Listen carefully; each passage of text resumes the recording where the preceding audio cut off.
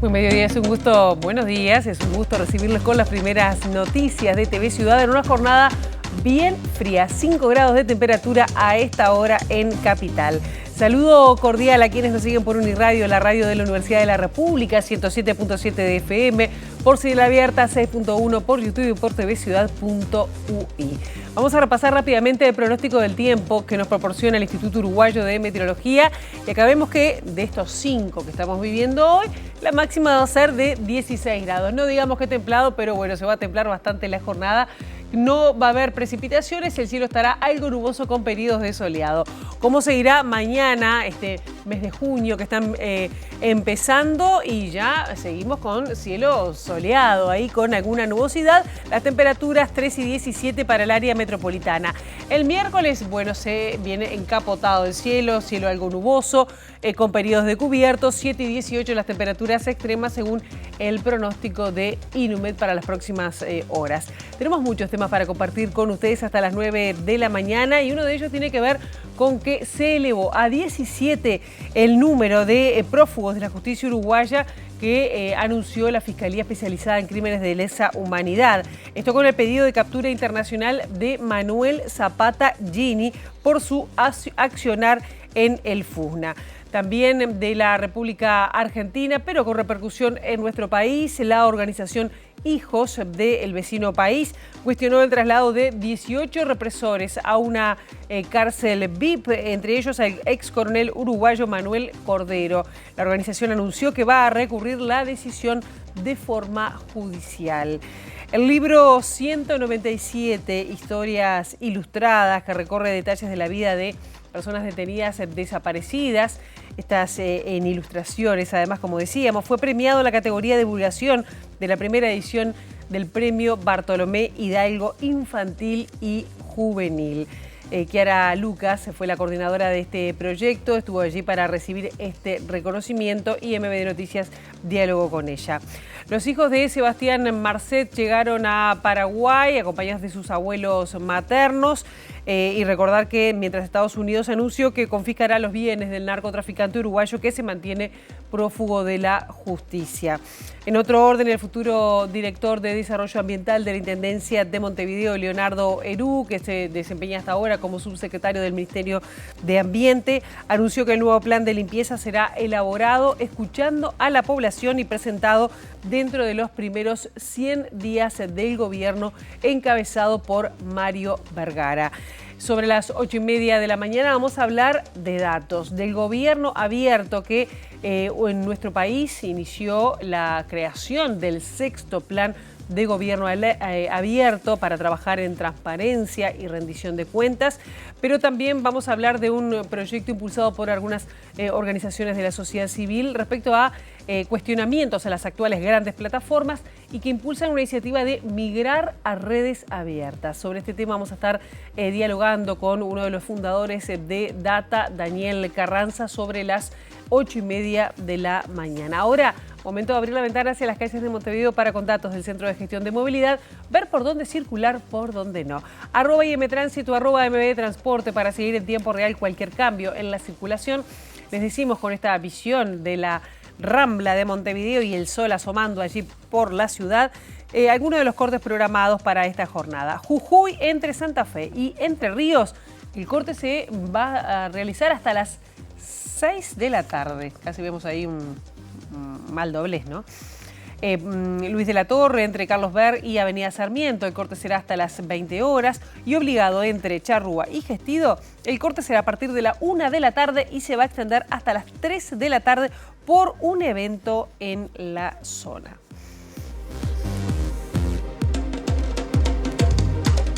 Y ya están pasando 3 meses y ya se están cumpliendo casi 100 días en esta semana de la asunción del presidente de la República, Yamandu Orsi, al frente del gobierno. Y bueno, y se dieron a conocer los primeros datos de la encuesta realizada por la consultora Nómade. Según esta encuesta, la gestión de Orsi es apoyada por 1 de cada 3 personas y si hablamos de rechazo, es rechazado por 1 de cada 5 personas, 1 de cada 5 personas encuestadas. Los datos, como dijimos, surgen de la última encuesta realizada de la consultora Nómade, que en sus conclusiones destaca que el mandatario Orsi obtiene tiene menor aprobación, pero también menor rechazo que su antecesor, Luis Lacalle Pou. Las encuestas fueron realizadas entre el 3 y el 9 de mayo a 869 personas mayores de edad, cuando el mandatario llevaba 2 meses en el cargo. Esto implica que las respuestas no contemplan, por ejemplo, el posible impacto causado por la reciente renuncia del presidente del Instituto Nacional de Colonización, Eduardo Viera, dada su condición de colono denunciada por la oposición como incompatible con el cargo. Sí están contempladas las renuncias anteriores, la del 18 de abril presentada por Cecilia Cairo al Ministerio de Vivienda y Ordenamiento Territorial, y la del 3 de mayo por Alejandra Koch a la Administración Nacional de Puertos. El trabajo de Nómada indica que a nivel general el 31,8% aprueba la gestión de Orsi, mientras que el 36,7% mantiene una postura neutral y el 22,8% la desaprueba, mientras que un 8,7% no se pronunció. Por otro lado, Nómade señala que a diferencia del apoyo tradicional que el Frente Amplio recoge en los jóvenes, en el caso de Orsi es mejor visto por los mayores de 60 años, donde obtiene el respaldo más alto, 31% de la franja, mientras que el más bajo la obtiene en la franja de 18 a 34 años. Otros datos indican que el respaldo es mayor en Montevideo, 37,1%, que en el interior, 28%, y que las diferencias por preferencia en el balotaje son significativas, ya que 61,6% de quienes lo votaron aprueban su gestión, mientras que en el caso de los votantes de Álvaro Delgado solo lo hace 1,9%. Y vamos a hablar de tarifas porque desde este domingo, 1 de junio, rigen los nuevos precios de los combustibles que van a regir por lo menos por 2 meses, según anunció el Ministerio de Economía y representantes del gobierno. Y también desde este lunes, no sé si ya salieron de su casa, pero bueno, rige el nuevo precio del boleto suburbano en el área metropolitana. De acuerdo con los anuncios realizados por la ministra de Industria, Energía y Minería, Fernanda Cardona, junto con su par de Economía y Finanzas, Gabriel Odone, el Poder Ejecutivo ajustará los combustibles cada 2 meses y no mes a mes como se había establecido durante la administración anterior. Cardona explicó que esto se hará usando el tiempo máximo permitido por la Ley de Urgente Consideración para actualizar los valores de los energéticos. De esta forma, el precio de la nafta al público desde este domingo y hasta que finalice julio será de 78,47 pesos por litro, con una baja de 7 centavos, y el del gasoil será de 47,03 pesos por litro, 2,39 pesos menos que hasta el sábado. Por otro lado, la recarga de 13 kilos seguirá costando 1.149 pesos, estando vigente el descuento, hasta finales de año, de 50% para hogares vinculados con programas del Ministerio de Desarrollo Social, hasta un máximo de 2 recargas por mes. En otro orden, este lunes comienza a regir el nuevo precio del boleto para el transporte colectivo suburbano del área metropolitana, tras la suba de 1,65% decretada por el Ministerio de Transporte y Obras Públicas. De esta forma, el servicio dentro de los límites de Montevideo valdrá 83 pesos, hasta el kilómetro 32, 104 pesos, hasta el kilómetro 40, 122, hasta el kilómetro 52, 134, hasta el kilómetro 60, 149, hasta el kilómetro 72, 166, hasta el kilómetro 84, 189 y hasta el kilómetro 96 el boleto tendrá un costo de 206 pesos. Ustedes recuerdan que ya la iniciativa del Poder Ejecutivo de salvataje de la caja profesional ya tiene media sanción en diputados, aunque con algunas diferencias que persisten. Justamente el proyecto de la caja profesional tampoco ha convencido a la intergremial de la caja de profesionales, que rechazó la propuesta de financiación impulsada por el Poder Ejecutivo. En la previa a que el Senado inicie el debate sobre esta norma, que comenzó en las últimas horas, la intergremial considera que sería más adecuado garantizar la financiación del sistema aumentando el precio de los timbres y ampliando la base de aportantes. Dos partes. Una de aplicación inmediata, que es todo el tema de timbre. Incluso vimos que el diputado se votó la conformación de una comisión especial para tratar el tema de los timbres. Nosotros pedimos al Senado que nos incluyan, porque nosotros conocemos realmente el terreno como es y creemos que hay un montón de controles para hacer que hoy no se hacen. Hay un mal uso y hay un uso indebido de parte de quienes cobran timbre. Yo creo que eso ahí hay que corregirlo también. Y después, todo lo que es la propuesta del Colegio de Contadores con la ampliación de base de aportante, lo que pedimos es que eso se haga en diferido, es decir, generar una comisión ahora que recabe exactamente todos los datos. No queremos saber el nombre y apellido de quién aporta. No, no, dame la cédula y dónde aporta, dame. Es decir, buscar información por tramo se llama, y ahí hacer estadística a ver cuál sería el resultado de aplicarse esto. Y el último punto, por supuesto, hicimos mucho hincapié y recordamos que el Estado es el garante de las jubilaciones y que por el artículo 67 tiene que cubrir, haya o no haya dinero, lo tiene que pagar igual. Y en eso todas las organizaciones están de acuerdo. De aplicarse el decreto como está, es muy perjudicial. La parte que pone el Estado es ínfimamente inferior a la que pone en activo y pasivo. Y esa parte la pone rentas generales. O sea, nosotros también ponemos para rentas generales, las volvemos a poner entre todos los que aportamos a rentas generales. Estamos hablando de todo el país. La parte que ponen los activos la pone entre 66.000. ¿Ah? Y la parte que ponen los jubilados la pone entre 15.000. Entonces, no es justo lo que se está planteando. Hasta allí entonces estábamos escuchando estas diferencias con respecto al salvataje de la caja de profesionales universitarios. Y vamos a otros temas porque en esta jornada el ministro de Ganadería, Agricultura y Pesca, Alfredo Frati, va a concurrir al Parlamento por la compra de 4.000 hectáreas para colonización en el departamento de Florida. A pedido de la oposición, esto será a las 10 de la mañana, la Comisión de Ganadería recibirá al ministro Frati y al directorio del Instituto Nacional de Colonización, sin su presidente, Eduardo Viera, quien vemos en pantalla, por la compra de este campo por $32,5 millones de dólares en la estancia María Dolores en el departamento de Florida. La comparecencia se dará pocos días después de que Eduardo Viera renunciara a la presidencia del Instituto de Colonización a raíz de la polémica que se suscitó por su condición de colono.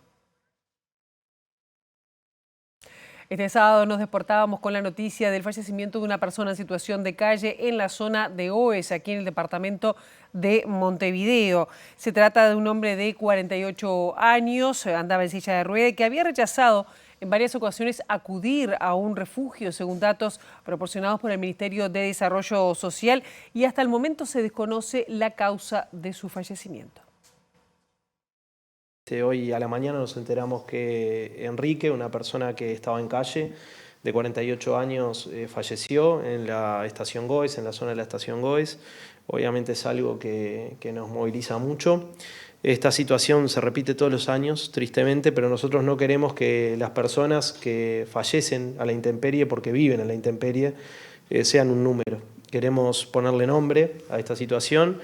Enrique es una persona que ingresó a los refugios en más de una oportunidad. También es una persona que en más de una oportunidad, frente a la intervención del propio Estado y del Ministerio, decidió no ingresar a los refugios. Estuvo recientemente también internado en un hospital de ACE. Cuando nuestros equipos llegaron después del alta en ese hospital a buscarlo, él ya se había retirado. Y tenemos la última alerta de la presencia de Enrique en un lugar en calle el 19 de mayo, donde finalmente accedió a entrar a un refugio. La diputada del Partido Nacional, Fernanda Augberger, quien fue directora nacional de Protección Social del Ministerio de Desarrollo durante el gobierno de Luis Lacalle Pou, se refirió este domingo al fallecimiento de esta persona en situación de calle. Augberger utilizó una antigua publicación que la entonces diputada del Frente Amplio, Micaela Melgar, hizo en julio de 2020 en referencia a una muerte ocurrida en el gobierno de la coalición republicana que vemos y reproducimos en pantalla. En otro orden, varias instituciones vinculadas a dar trabajo con las personas que están en situación de vulnerabilidad necesitan modernizarse. Esto lo dijo el presidente del INISA, Jaime Saavedra. A nivel de adolescente se está priorizando más las medidas alternativas que las medidas de privación de libertad. Nosotros tenemos 360 gurises en privación de libertad y tenemos más de 400 en medidas alternativas, con un éxito notorio. Es un proceso además silencioso, fuera de la silencioso pero consolidado, y que ha reunido el consenso de los partidos políticos, porque han pasado todas las administraciones, y tiene el apoyo de los jueces de ejecución penal. El presidente de INISA se mostró conforme con la política de medidas alternativas de nuestro país. Dijo que existe un amplio consenso en esta materia y el apoyo de la justicia. Algunas de esas instituciones a nivel presupuestal o a nivel de funcionarios, y algunas otras, como es el caso del INISA, que no tiene ni problemas presupuestales ni problemas de funcionarios, con procedimientos que son muy lentos, son anacrónicos y los podríamos resolver de otro modo. Entonces, esto va a ser una línea programática muy fuerte que ya se está desarrollando, recurriendo a los recursos internos que el INISA tiene y con algunos expertos que nos están ayudando en este sentido, y seguramente vamos a recibir también la colaboración de los organismos internacionales para modernizar esto. Modernizar es bien sencillo, que la plata que tenemos se traduzca efectivamente en mejores condiciones de vida para los gurises que tenemos que atender, las gurisas que tenemos que atender y para los trabajos.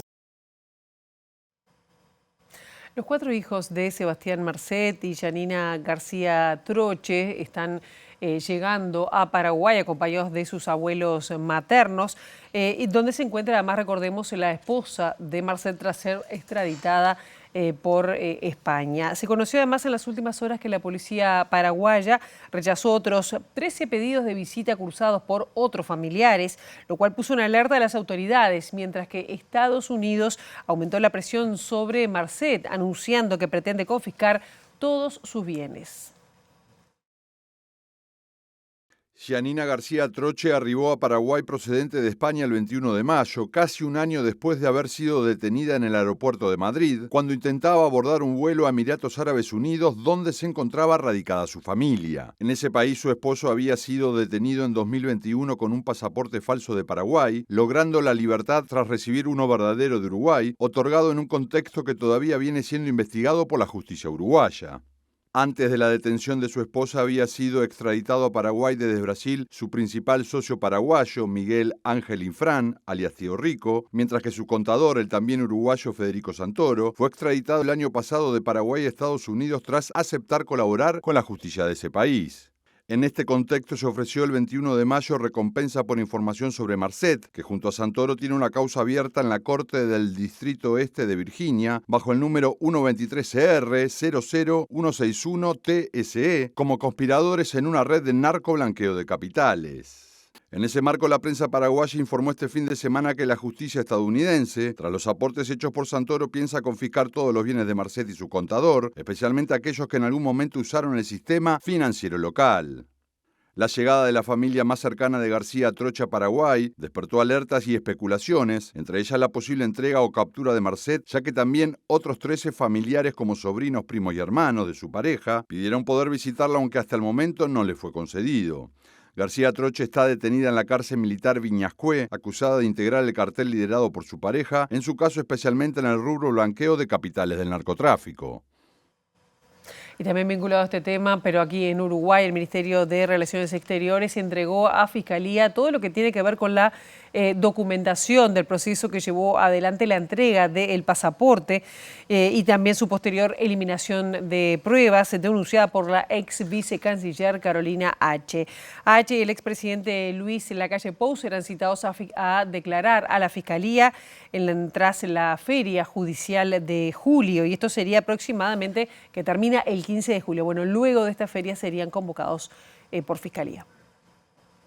El fiscal especializado en delitos complejos y económicos de primer turno, Alejandro Machado, citará a declarar a las personas involucradas en la destrucción del documento público sobre el caso Marcet durante la pasada administración. Esto incluye al expresidente Luis Lacalle Pou y a la ex vicecanciller Carolina H., quien recientemente fue propuesta como embajadora de Uruguay en Portugal. Las declaraciones comenzarán luego de la Feria Judicial de Invierno, que va del 1 al 15 de julio, y podrán extenderse a lo largo de varios meses. Según informó La Diaria, el Ministerio de Relaciones Exteriores entregó recientemente el documento que faltaba para dar paso a esta nueva etapa de la investigación. El foco de la indagación es el documento público que H. denunció fue destruido en Torre Ejecutiva, el cual demostraría que el gobierno anterior tenía conocimiento sobre el pasado criminal del narcotraficante Sebastián Marcet al momento de entregarle el pasaporte en 2021, cuando estaba preso en una cárcel de Emiratos Árabes Unidos por usar un pasaporte paraguayo falso. La primera en ser llamada a declarar será H., ya que fue quien aportó la información de la que se desprende la causa,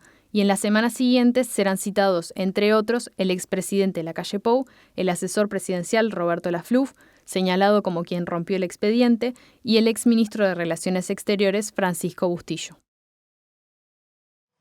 17 son las personas que se encuentran prófugas de la justicia por crímenes de lesa humanidad cometidos durante el terrorismo de Estado. Entre ellas, 16 exmilitares a quienes el Ministerio de Defensa busca un mecanismo legal para dejar de pagarles la jubilación y forzarlos a entregarse. En ese marco, las últimas horas desde la Fiscalía de Lesa Humanidad se solicitó al juzgado competente la captura internacional del exmilitar Manuel Zapata-Gini.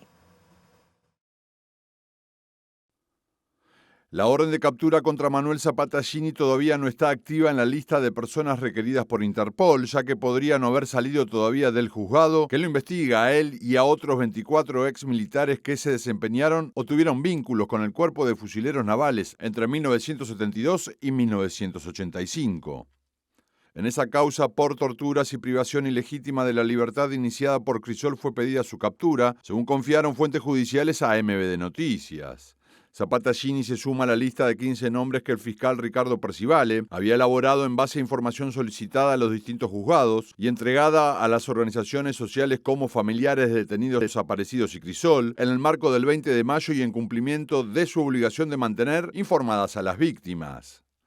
De esos 15, solo 6 aparecen con fotos en la lista de Interpol. José Luis Parisi Alegre, de paradero desconocido, Wellington Sarli Pose, radicado en Chile, José Walter Bassani, que se encontraría en Austria, Rubinson Rosas Escalante, radicado en Brasil, Pedro Mato Narbondo, también en Brasil, y Manuel Cordero Piacentini, quien cumple condena en Argentina en el marco de la causa del Plan Cóndor.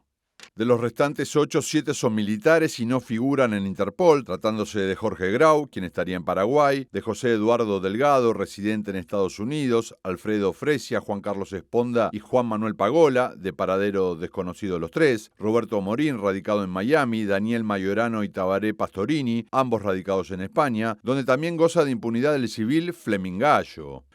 El prófugo número 17 sí figura en Interpol, pero no en la lista elaborada por Percivale, tratándose de Alexis Heber Parodi Giordano, buscado por homicidio muy especialmente agravado, aunque el registro de la Policía Internacional no tiene foto.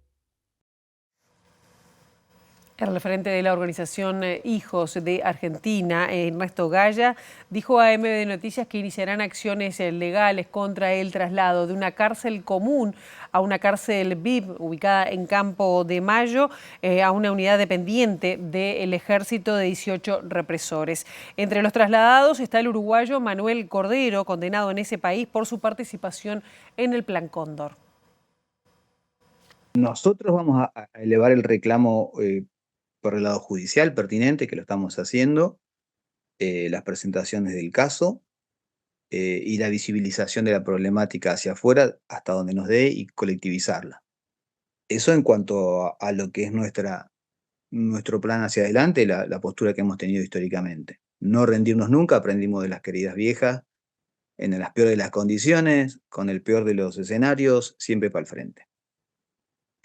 No quiere decir que uno no haya miedo, ¿no? Pero hay certezas, que lo importante es no es no sentir miedo, sino es que saber hacer con él.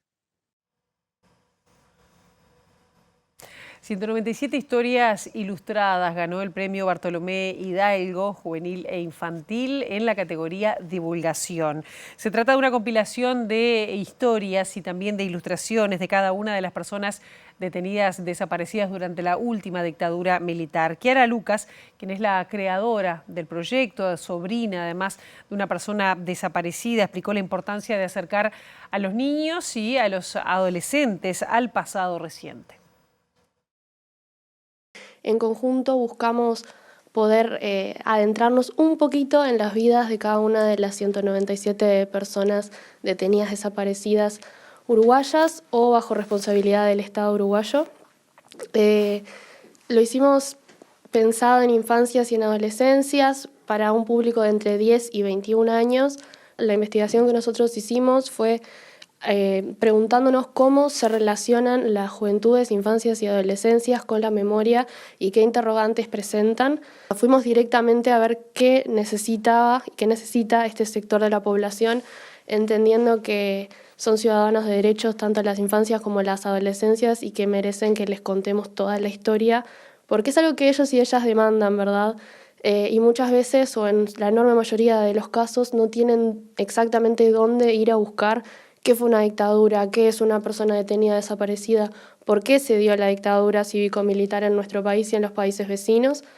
Entonces, con ese espíritu fue que nos embarcamos en este proyecto.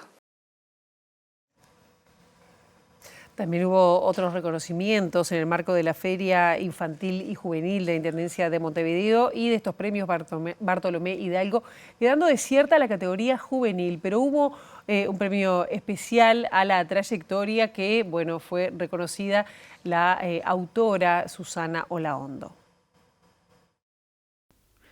En la categoría Libro-Álbum fue premiado El Niño de la Mancha, de Natacha Ortega y Lucía Franco, editado por Lo que Leo, y con un jurado que estuvo integrado por Sabrina Pérez, Fidel Sclavo y Virginia Brown. En literatura infantil, el premio fue para Las cosas que pasan en sexto B, de Federico Rodrigo y editorial Lo que Leo. En este caso, al jurado le integraron Lía Schenk, Rosana Peveroni y Dinora López. El premio Revelación fue para ¿Alguien me escucha? En mi familia hay una separación, de Carolina Camilo Zavala y Mariela Solari Morales, editado por Fundación de Cultura Universitaria. El premio del lector, con voto mediante redes sociales, se lo llevó Entre Relojes, de Camila Silva y editorial PUC, y el de Trayectoria fue para Susana Olaondo, distinción que le fue entregada por la senadora y ex profesora de literatura Blanca Rodríguez. El premio Bartolomé Hidalgo es organizado por la Intendencia de Montevideo y la Cámara Uruguaya del Libro, y en esta primera edición infantil y juvenil se declaró desierta en esta última categoría. El futuro director de Desarrollo Ambiental de la Intendencia de Montevideo, Leonardo Herú, adelantó que el plan de limpieza y gestión de residuos será elaborado y presentado en los primeros 100 días del gobierno departamental. Para eso se realizarán reuniones en todos los barrios para escuchar los problemas y las propuestas de la educación y de las autoridades departamentales y municipales. Herú, que asumió como subsecretario de Ambiente en marzo, se venía desempeñando como director general de gestión ambiental de la Intendencia de Canelones. Y en acuerdo, vamos a decir, entre el presidente de la República, Yamandu Orsi, y el futuro intendente de Montevideo, Mario Vergara, lo convocó a integrar su equipo, liderando una de las áreas más polémicas y que más críticas ha generado en Montevideo en lo que tiene que ver con la limpieza y la recolección. El primer desafío es ser capaces de avanzar a partir de lo acumulado en los años anteriores. Hay cosas muy importantes e interesantes que se han hecho en Montevideo y que están funcionando. Podríamos poner varios ejemplos. Pongo solo uno, pero solo por poner un ejemplo, los ecocentros. Los ecocentros son experiencias muy buenas que están funcionando y que hay que potenciar y que hay que extender. Y hay otras. Sin dudas también hay áreas en las que hay que mejorar y que hay que avanzar. Y creo que de la experiencia que hemos desarrollado en Canelones con Marcos, que fue quien nos marcó con aquello del 24/7, de trabajar y mucho, porque hay que asumir con mucho orgullo, pero con mucha responsabilidad la tarea de gobierno desde el Frente Amplio. Después con Yamandú, la clave es la cercanía. Por eso nosotros hemos ya planteado alguna idea a Mario y a su equipo de que los primeros 100 días vamos a llegar no solamente a todos los municipios, vamos a llegar a todos los comunales y a todos los barrios, dialogando con la población, ajustando esta propuesta que se puso sobre la mesa en la campaña, que tiene que ver con los desafíos ambientales, pero con un foco muy importante en el tema residuos y en particular en el tema limpieza. Y hay que generar un espacio de diálogo permanente para construir en conjunto con los más diversos actores sociales e institucionales del departamento y en particular con vecinas y vecinos. Así que, si quiero un adelanto, yo creo que es parte de lo que hicimos de una forma importante en Canelones. En los primeros 100 días vamos a llegar a cada barrio dialogando con vecinas y vecinos, y eso va a nutrir lo que va a ser el plan ambiental y en particular el plan de residuos. Y también decirles que Herú dijo que el impacto ambiental y el cambio climático serán prioridad para la futura administración, que además buscará reducir y valorizar el impacto ambiental de la basura, ¿no? En este sentido, Herú explicó detalles del acuerdo sobre el cual venía trabajando como subsecretario de Ambiente. Hay dos modalidades de lo que se conoce como el Plan Vale, este sistema de depósito y reembolso que va a captar algunos envases, los vecinos y vecinas van a llevar allí esas máquinas y van a obtener un resultado, un dinero, un ticket que equivale a dinero.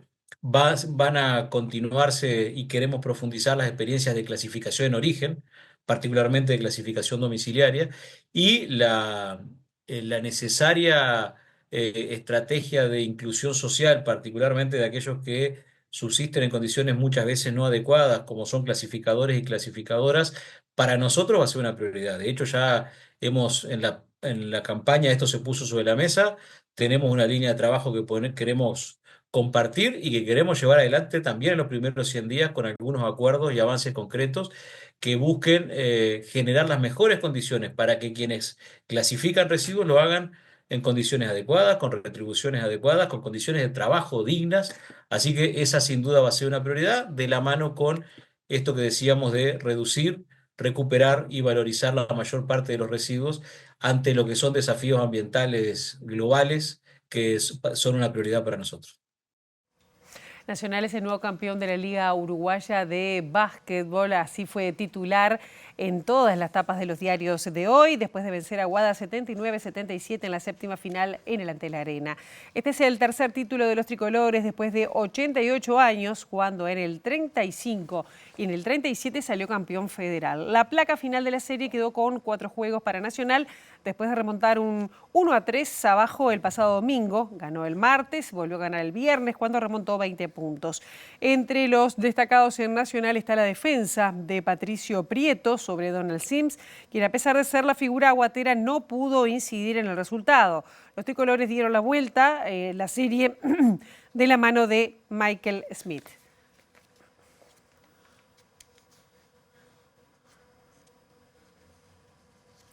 Y en las últimas horas se conoció que, datos de SUSIBE fueron vendidos o estaban siendo vendidos a nivel internacional, datos de uruguayos y de uruguayas. Sobre este tema está nuestra compañera Abril Mederos. Abril, muy buenos días, bienvenida, ¿cómo estás? Buen día, Pilar. Sí, exacto. Un nuevo hackeo de datos de un organismo del Estado, en este caso de SUSIBE. Estamos hablando de información de unos 618.000 usuarios que fue de alguna manera secuestrada y publicada en la Deep Web. Para conocer cuáles son las implicancias de este nuevo hackeo, estamos con el ingeniero en sistemas y especializado en delitos informáticos, Danilo Espino. Espino, muchas gracias por estos minutos. Bueno, ¿qué se sabe sobre este hackeo a SUSIBE? ¿Qué es lo que podemos decir hasta ahora? Bueno, según lo que publicó la empresa Birmingham Security, se filtraron, como vos bien decías, 618.000 datos en la Deep Web. Están a la venta para cualquier delincuente informático que hay en la vuelta. Según lo que se supo, por lo que se pudo acceder, los datos no son sensibles, por lo tanto tranquilidad a la gente, pero hay dos partes. Por un lado eso, pero por el otro lado está lo que comentaba la gente de la empresa HG, la gente de SUSIBE, de las diferentes empresas que están relacionadas con estos sistemas, que por un lado le han tratado de bajar un poquitito el perfil a la situación, diciendo que la filtración, que se cumplieron todos los pasos de seguridad correspondientes para este tipo de aplicaciones, y realmente eso es lo que a mí más me preocupa de esta situación, porque al fin y al cabo, como decíamos, a nivel de los datos no son sensibles, a nivel de volumen tampoco es que sean demasiado sensibles. Estamos hablando de que el universo de datos que tiene SUSIBE entre patentes de vehículos y de motos está en el entorno de los 6 millones de datos, y en este caso se habrían filtrado alrededor del 10%, pero el problema es que no se debería de haber pasado esa situación. Es decir, hay una regla que cuando uno desarrolla una aplicación, que es la de los mínimos privilegios. Es decir, que a una persona, cuando uno está trabajando, tiene que tener la mínima cantidad de privilegios, la mínima cantidad de accesos necesarios como para poder trabajar. Y en este caso, que se haya podido almacenar toda esa cantidad de datos, sean pocos o muchos, es lo grave, y que se haya dicho que se tuvieron todas las consideraciones previas a esto, la verdad que es lo preocupante, ¿no? El presidente de SUSIBE ponía en duda, de acuerdo a la información de las empresas que trabajan con el organismo, que hubiera sido una filtración propia de SUSIBE y que podría haber sido información que se hubiera obtenido de otro lado. Esto es una posibilidad, y por otra parte quería consultarte qué relación tiene esta filtración con otras que se han dado en otros organismos del Estado en los últimos meses. Bueno, justamente eso es lo que estuve leyendo, lo que más o menos se sabe a partir del comunicado de la empresa HG, que es la que está más cercana con SUSIBE y demás. Que no es una filtración directa desde SUSIBE, sino desde algún agente de cobranza, y ahí es donde viene la problemática, que un agente de cobranza haya tenido la posibilidad de poder bajarse toda esa cantidad de datos y después haberla podido distribuir es lo crítico. Después, respecto a lo siguiente que me preguntabas, en principio no habría una relación, pero no tenemos las herramientas suficientes a partir de lo que se ha informado de poder relacionarlo, pero en el ambiente informático todo es posible, ¿no? De todas maneras, están observando hackeos de distintas características. En este caso estamos hablando de datos que tienen como fin su venta posterior. ¿Qué tan... Esto está ocurriendo ahora en Uruguay, pero en otros lugares está ocurriendo lo mismo? ¿Cómo lo observan desde la informática los especialistas, teniendo en cuenta que es algo que se está dando de forma bastante frecuente? Yo creo que el problema no es que se esté dando frecuentemente, sino que siempre se dio frecuentemente. La cuestión es que ahora se está haciendo público. Es cada vez más público, lo cual está bueno, porque se está generando mayor conciencia sobre el uso y sobre la preocupación acerca de este tipo de cuestiones de seguridad informática, pero no creo que sea algo que sea una pandemia digital en este momento, sino que es algo a lo que igual venimos luchando desde siempre, y bueno, que hay que simplemente atacarlo, defenderse y tener las precauciones del caso, ¿no? Muchísimas gracias. Danilo Espino, ingeniero en sistemas y especialista en delitos informáticos a razón de este nuevo hackeo, en este caso de la web de SUSIBE. Este segundo bloque de MB Noticias vamos a hablar de este sexto plan de gobierno abierto que se lanzó y se está trabajando para hablar de este tema, del rol además de la sociedad civil y de otros temas que tienen que ver con datos abiertos. Estamos recibiendo con muchísimo gusto a Daniel Chino Carranza de Data Uruguay. ¿Cómo andás? ¿Cómo andás? Muchas gracias Daniel, por invitarnos. un gusto tenerte esta mañana. Gracias. Sabemos las corridas además. Un poquito. Justamente estábamos hablando de que Uruguay lanzó el sexto plan de gobierno abierto con participación, bueno, no solo de figuras de la administración, sino también mucho aporte de las organizaciones de la sociedad civil y de la ciudadanía en general. ¿Qué es lo que implica esto para tratar de traducirlo y cómo puede llegar a impactar en la gente? Bien. Cuando hablamos de gobierno abierto estamos hablando de que se entiende, es una filosofía política según Wikipedia, que el gobierno funciona mejor cuando existe transparencia, en primer lugar, o sea, se conoce lo que hay, lo que se puede hacer, los datos, etc.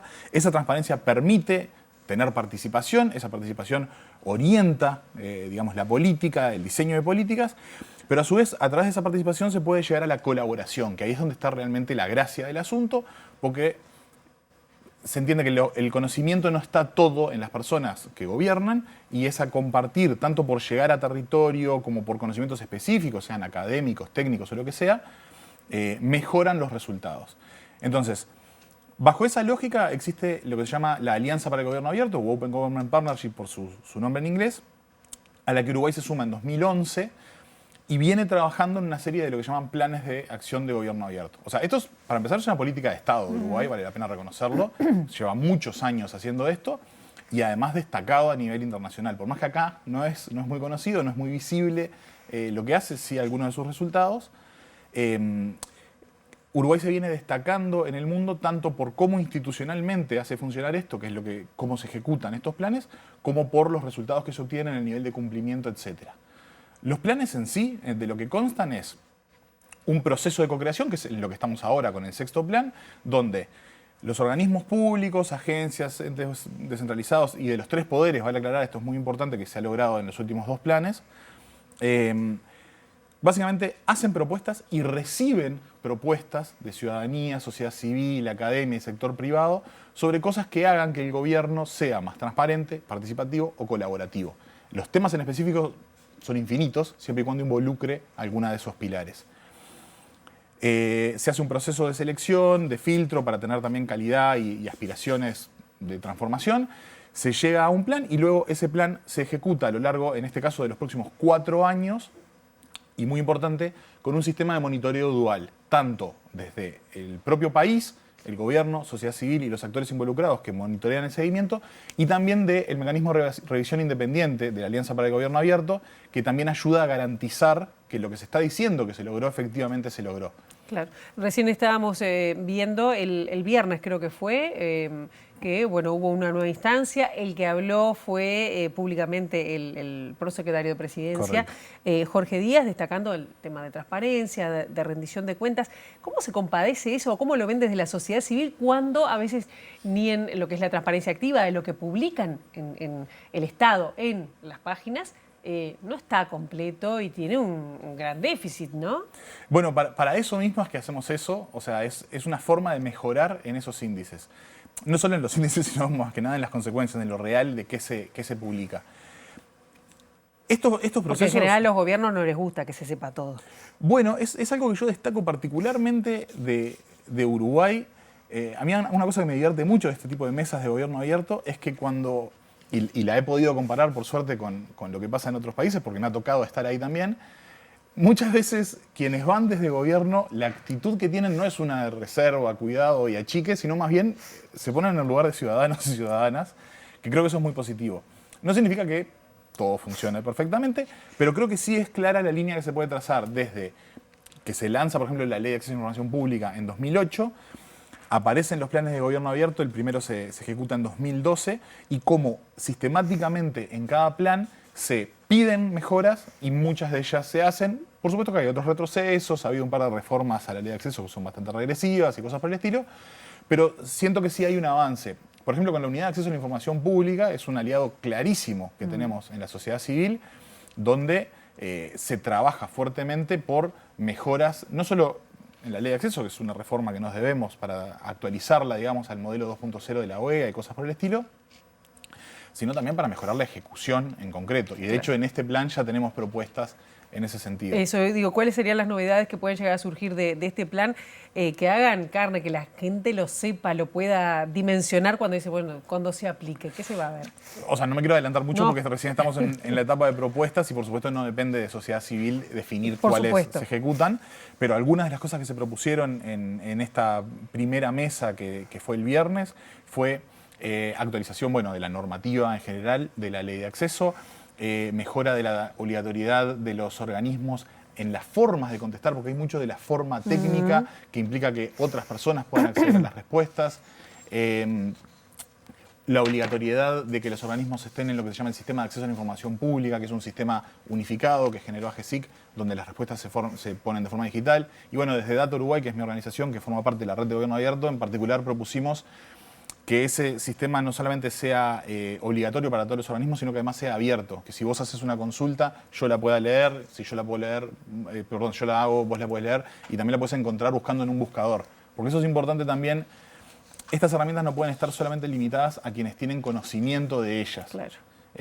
Si hacemos las cosas estructuralmente bien, una persona que nunca escuchó hablar de la Ley de Acceso a la Información Pública va a un buscador en Internet, busca información sobre el tema que le interese y puede terminar cayendo en un pedido de acceso a la información pública. ¿Cómo está Uruguay en la tabla de gobierno abierto o de transparencia?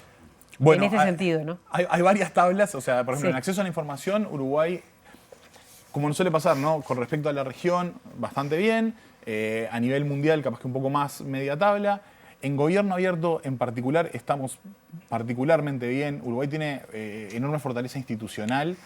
El armado de cómo funciona los planes de gobierno abierto, la iniciativa de gobierno abierto es particularmente interesante.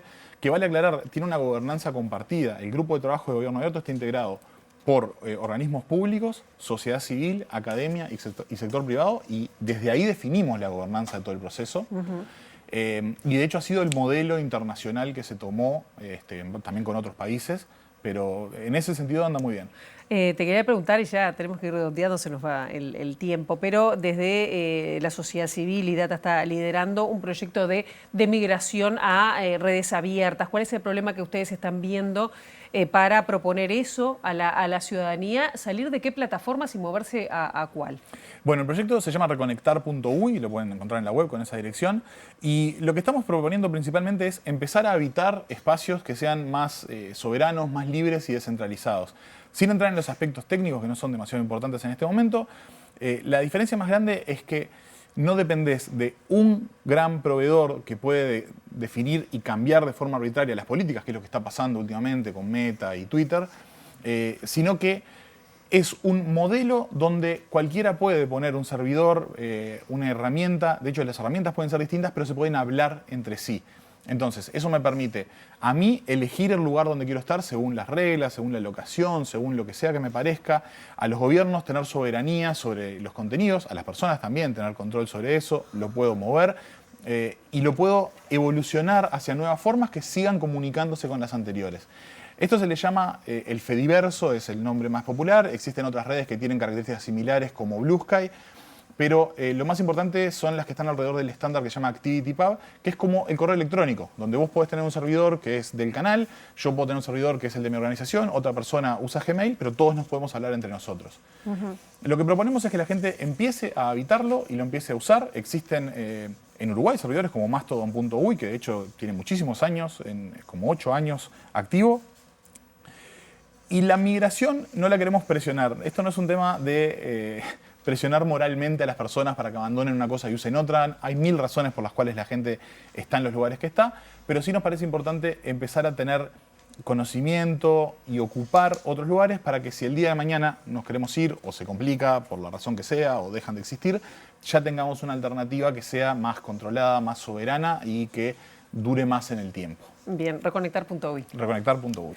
Daniel Carranza, muchísimas gracias por estos minutos y seguiremos hablando porque va a haber novedades en la web del Ministerio a tu servicio, ¿no? Genial, muchas gracias. Bien, nosotros ahora seguimos con otros temas porque sectores del Frente Amplio, entre ellos el Partido Comunista y el Partido Socialista, plantean algunas diferencias respecto a que exigen o reclaman que el Frente Amplio tenga una posición más enérgica con respecto a lo que está sucediendo en Gaza. Dice la declaración que el Partido Comunista del Uruguay difundió este fin de semana en sus redes, fijando posición sobre el ataque de Israel a la Franja de Gaza, justificada por el gobierno de Benjamín Netanyahu, como una respuesta al ataque terrorista cometido por Hamás el 23 de octubre de 2023, matando a más de 1000 personas y tomando decenas de rehenes. No es una guerra cuando uno de los bandos no tiene ejército, ni refugio, ni agua, ni electricidad. No es una guerra cuando se bombardean hospitales, escuelas y campos de refugiados. Es un genocidio, y frente a un genocidio el silencio es complicidad, agrega la declaración comunista. Por su parte, el Partido Socialista dio a conocer este sábado una declaración de su Comité Ejecutivo Nacional, señalando que desde octubre de 2023 la comunidad internacional asiste a una escalada de violencia brutal que ha costado la vida de más de 50.000 palestinas y palestinos, entre ellas más de 15.000 niños y niñas, según datos de Naciones Unidas. Los socialistas señalan que no pueden dejar de expresar su discrepancia con el tono y el contenido de los comunicados oficiales emitidos por nuestro país en el marco de esta tragedia. No es suficiente expresar seria preocupación frente a hechos que la propia Corte Internacional de Justicia calificó como plausibles de genocidio. Por otro lado, distintos comités de base se han sumado a los pedidos de condena en las últimas horas, como por ejemplo desde la coordinadora P lo hizo el comité Bonifacio Olveira. El comunicado indica que nuestra fuerza política no puede renunciar a su responsabilidad de convocar a movilizaciones de apoyo al pueblo palestino y cualquier otra muestra de solidaridad que contribuya al cese de esta catástrofe humanitaria, exigiéndole al Frente Amplio una declaración inequívoca en esta dirección.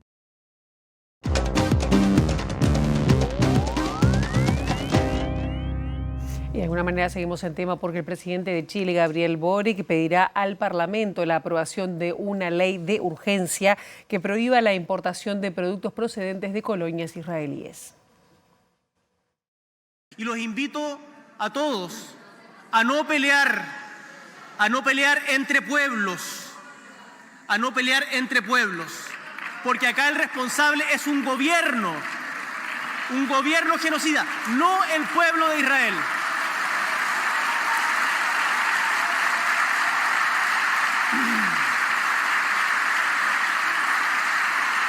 Para que no quepa duda,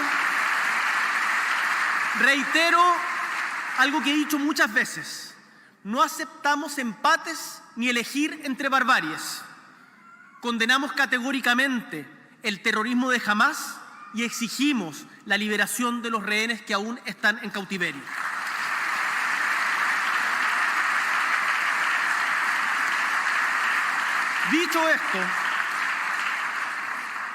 Dicho esto, y considerando la permanente violación del derecho internacional por parte de Israel mediante asentamientos ilegales en territorio palestino y el reciente anuncio de expansión de esta política, he decidido que es de toda justicia patrocinar y poner urgencia al proyecto de ley que prohíbe la importación de productos producidos en territorios ilegalmente ocupados.